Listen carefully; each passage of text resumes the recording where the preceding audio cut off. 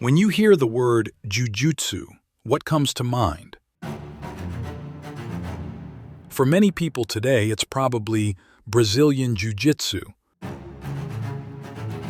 But did you know, at the heart of BJJ lies the deadly combat techniques of the samurai, warriors who fought for their lives on the battlefields of feudal Japan. In this video, we'll trace the roots of Jiu-Jitsu. How was it born? Why was it created? Let's uncover the origin story of this ancient martial art.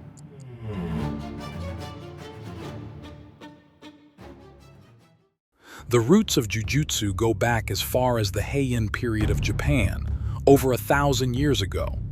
Back then, warriors fought in a formal style known as Kumiuchi, or one-on-one duels between champions of opposing armies. These duels had 3 stages. First, the exchange of arrows from horseback. If that didn't end it, they clashed with weapons at close range while still mounted.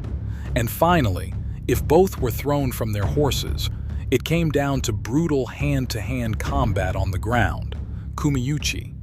The techniques used in Kumiuchi form the very foundation of modern jiu-jitsu. At the time, the term jiu-jitsu didn't even exist. It was simply called Kumiuchi waza, grappling techniques. The goal? To take top position, control your opponent and finish them by cutting off the head. What developed were the origins of modern techniques like kuzushi, balance breaking, and kansetsu waza, joint locks. Samurai would sweep the legs from the inside or outside to unbalance the enemy. They'd pull the opponent forward by the collar or arm after an aggressive push to bring them crashing to the ground. Joint locks were used to hyperextend the elbow in the chaos of battle. These were techniques born not in sport, but in life or death combat. But things changed drastically during the Kamakura period, especially after the Mongol invasions. The elegant rules of one-on-one duels no longer applied. Warfare became brutal, chaotic, total war, and jiu-jitsu evolved with it.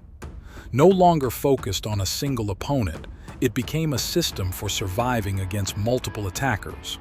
By the Sengoku period, the Warring States era, jiu-jitsu was refined and systematized. One famous example is the Takanouchi Ryu, founded by Takanouchi Hisamori. This school would later influence the creation of modern judo, aikido, and even Brazilian Jiu-Jitsu. Because these techniques were meant for real battle, they were practiced in armor. This form became known as kachu jujutsu, armor jujutsu. Training in grappling while fully armored was part of a warrior's daily routine.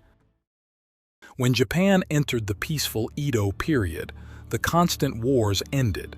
With peace came a transformation. The art of killing shifted to the art of discipline. Jiu-jitsu evolved from armored combat to unarmored, or toshu jujutsu, bare-handed techniques. New schools emerged such as Kito-ryu and Tenjin Shinyo school, and martial arts were no longer just about defeating enemies. They became a path to mastering the mind and body.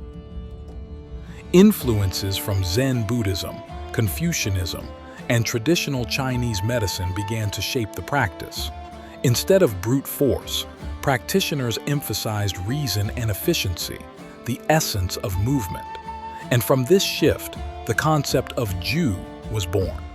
Ju means gentle or flexible, and it became the philosophical foundation of modern-day jiu-jitsu.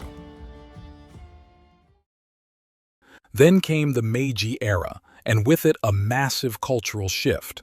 The samurai class was abolished, and traditional arts like jiu-jitsu were seen as outdated relics of a feudal past. But one man saw its potential, Jigoro Kano, the father of modern judo. He believed that jiu-jitsu didn't have to be a violent relic. It could become a system of education and personal development. Kano removed the most dangerous techniques and emphasized character building. It was no longer just about victory in combat. It was about becoming a better person. Jiu-jitsu became judo, the gentle way.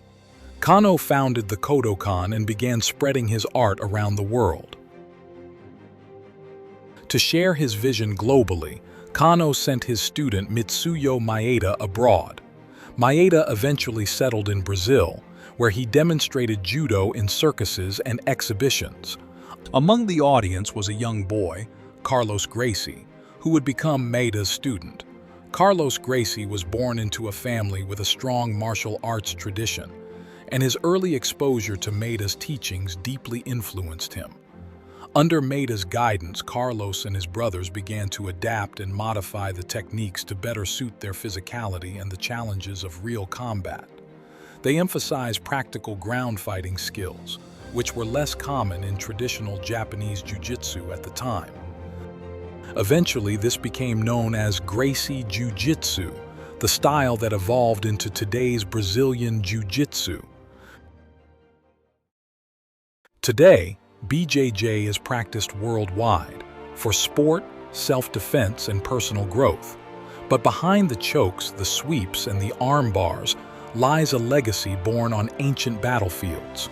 From the deadly Kumiuchi of samurai warriors to the refined systems of modern dojos, Jiu-Jitsu is a martial art that continues to evolve, carrying with it the spirit of history, philosophy, and survival. It is, truly, the way of the warrior, reborn.